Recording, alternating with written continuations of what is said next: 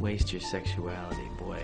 You know, in just our modern world, I think most people would say that our sexuality is our own. It's all about our own pleasure, our own desires.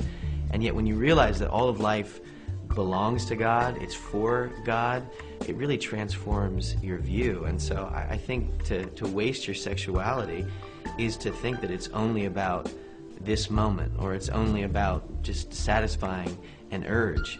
But our sexuality is such a rich thing. You know, as a single person, your sexuality is telling you something. It's telling you that marriage is a good thing. It's driving you towards something. And so I think about young men that I interact with, and you know, trying to be godly and holy when it comes to sex can feel like such a burden. Like, well, does this guy have a bad sense of humor? He gives me all these desires, and he says, you know, but don't do anything with it.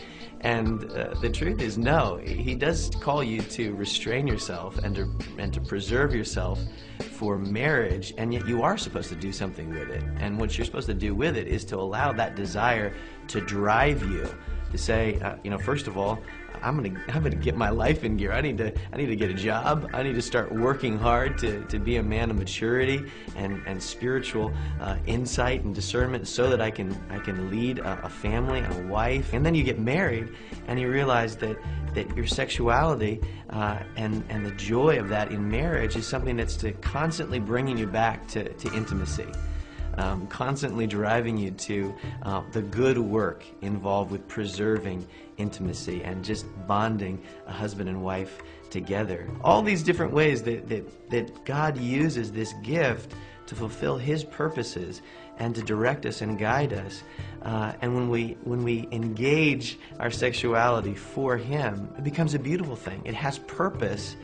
And it's not just about trying to seek some greater and greater thrill. You look at the emptiness of our pornography-saturated world, and just how it becomes more and more meaningless. It literally is wasted and poured out for nothing.